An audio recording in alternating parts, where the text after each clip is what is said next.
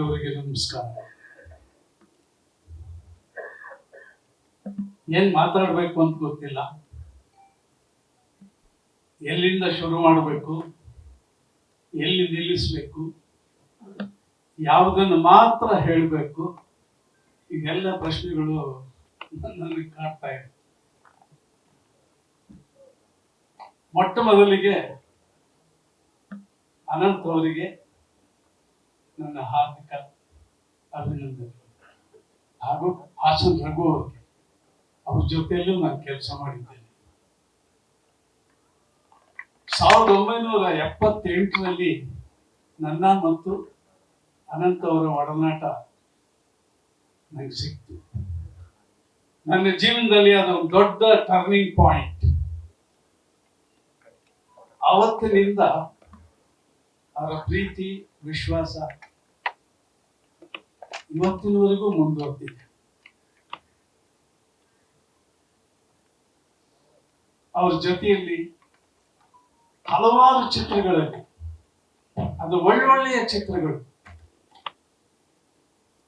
ಅವ್ರ ಜೊತೆಯಲ್ಲಿ ಅಭಿನಯಿಸುವಂತ ಅವಕಾಶ, ನಾಟಕಗಳಲ್ಲೂ ಅವ್ರ ಜೊತೆಯಲ್ಲಿ ಅಭಿನಯಿಸುವಂತ ಅವಕಾಶ,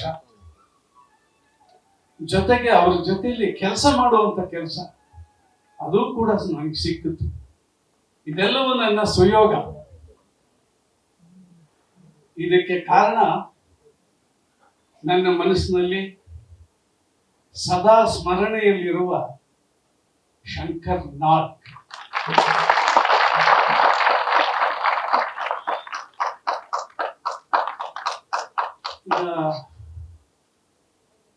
ಈಗ ಹೇಳಿದ್ರು ವಿನಯ ಮೇಡಮ್, 50 ವರ್ಷದಲ್ಲಿ ಅವರು ಫೈಟ್ ಮಾಡದೆ, ಡ್ಯಾನ್ಸ್ ಮಾಡದೆ, ಶ್ರೀಮಂತನ ಎದುರಿಗೆ ಹೋರಾಡದೆ, ಬಡವರ ಪರವಾಗಿ ಹೋರಾಡದೆ, ಆದರೂ ತಮ್ಮ ಶ್ರೇಷ್ಠ ಅಭಿನಯದಿಂದ ಪದ್ಮಭೂಷಣ ಪ್ರಶಸ್ತಿನ ಪಡೆದಿರುವುದು ನನಗೆ ಮೊದಲು ಹೆಮ್ಮೆ, ಆಮೇಲೆ ಬೇರೆ ಎಲ್ರಿಗೂ ಹೆಮ್ಮೆ.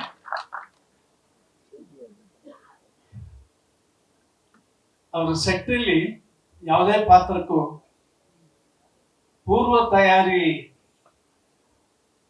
ಮಾಡ್ಕೊಳ್ತಾರ ಇಲ್ವಾ ಯಾವುದು ಗೊತ್ತಾಗ್ತಾ ಇರಲಿಲ್ಲ. ಆದರೆ ಶಾರ್ಟ್ ಅಲ್ಲಿ ಅಭಿನಯಿಸಿದ ಮೇಲೆ ನಮಗ್ ಗೊತ್ತಿಲ್ಲದ ಹಾಗೆ ಚಪ್ಪಾಳೆ ಹೊಡಿಬೇಕು ಅಂತ ಅನ್ಸೋದು, ಚಪ್ಪಾಳೆ ಹೊಡಿತಾ ಇದ್ವಿ. ಅದ ಅವರ ಕಾರ್ಯವೈಖರಿ.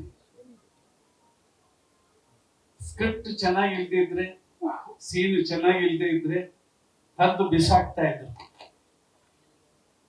ಕರೆದು ಹೀಗ್ ಬರಿ ಅಂತ.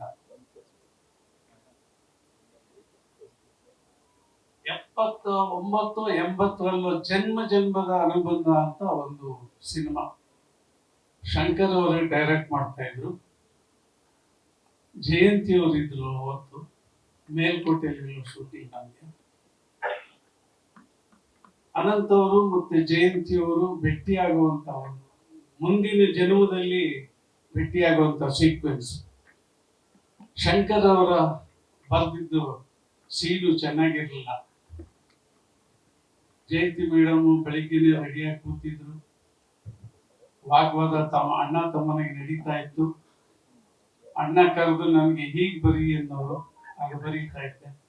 ಅದನ್ನ ಮತ್ತೆ ಶಂಕರ್ಗೆ ಒಪ್ಪಿಸ್ತಾ ಇದ್ದೆ. ಅವನು ಸರಿ ಇಲ್ಲ, ಹಿಂಗೆ ಮಾಡ್ಬೇಕಂತ ಹೇಳಿ ಹೋಗು ಅಂತ. ಸೊ ನನಗೆ ಸಣ್ಣ ಪಿಕ್ಲಾಟ್ ಸುಮಾರು 12:30ವರೆಗೂ ಇದೇ ಆಯ್ತು. ಆಮೇಲೆ ಒಂದು ಹಂತಕ್ಕೆ ಕನ್ಕ್ಲೂಷನ್ ಬಂದ್ರು, ಆಮೇಲೆ ಶೂಟಿಂಗ್ ಆಯ್ತು. ಜಯಂತಿ ಮೇಡಮ್ ನಿದ್ದೆ ಮಾಡ್ಬಿಟ್ಟಿದ್ರು, ಅವ್ರನ್ನ ಎಪ್ಸಿ ಮತ್ತೆ ಟಚ್ ಅಪ್ ಮಾಡಿಸಿ ಆಮೇಲೆ ಸೀನ್ ಮಾಡಿದ್ರು. ಅಂದ್ರೆ ಯಾರಾದ್ರೂ ಅಷ್ಟೇ, ಅವ್ರಿಗೆ ಇಷ್ಟ ಇಲ್ದಿದ್ರೆ ಪ್ರೊಡಕ್ಷನ್ ಅಲ್ಲಿ ಸ್ವಲ್ಪ ಇರಿಸುಮುರ್ಸ್ ಇದ್ದೇ ಇರುತ್ತೆ. ಆಮೇಲೆ ಚಂದ್ರು ಅವ್ರು ಕೇಳಿದೆ ಮೈಸೂರಲ್ಲಿ ಶೂಟಿಂಗ್ ನಡೀತಾ ಇದ್ರು, ಬೆಂಗಳೂರಿಗೆ ಬಂದು ಕಾರ್ ಏರ್ಪೋರ್ಟ್ ಅಲ್ಲಿ ಬಿಟ್ಟು ಬಾಂಬೆಗೆ ಹೊರಟ್ಬಿಡ್ತಾ ಇದ್ರು.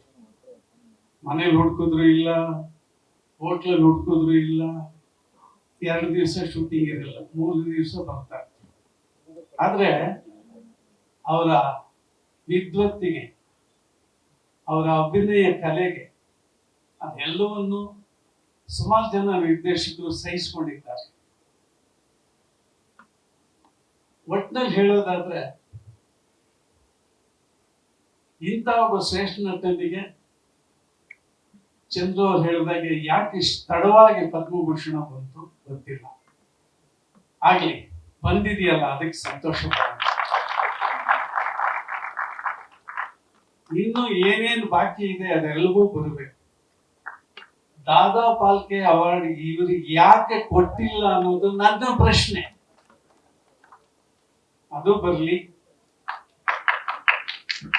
ಭಗವಂತ ಅವ್ರ ಇಡೀ ಕುಟುಂಬಕ್ಕೆ ನೆಮ್ಮದಿ, ಆರೋಗ್ಯ ಎಲ್ಲವನ್ನು ಕೊಟ್ಟು ಕಾಪಾಡಲಿ ಅಂತ ಹೇಳಿ ನಾನು ದೇವರಲ್ಲಿ ಪ್ರಾರ್ಥನೆ ಮಾಡ್ಕೊತೀನಿ. ಇನ್ನು ಏನೇನೋ ಹೇಳಬೇಕು ಅನ್ಸುತ್ತೆ, ಆದ್ರೆ ತುಂಬಾ ಜನ ಮಾತಾಡ್ಬಹುದು. ಹಾಗಾಗಿ ನನ್ನ ಟರ್ನಿಂಗ್ ಪಾಯಿಂಟ್ 4 ಸಹೋದರರ ಜೊತೆಗೆ ಬೆಸ್ಕೊಂಡಿದ್ದರಿಂದ ನಾನು ಸಮಾಜದಲ್ಲಿ ಗುರುತು ಸಿಕ್ಕೋ ಹಾಗೆ ಆಗಿದ್ದೀನಿ. ಅದಕ್ಕೂ ಅವರಿಗೆ ಧನ್ಯವಾದಗಳು.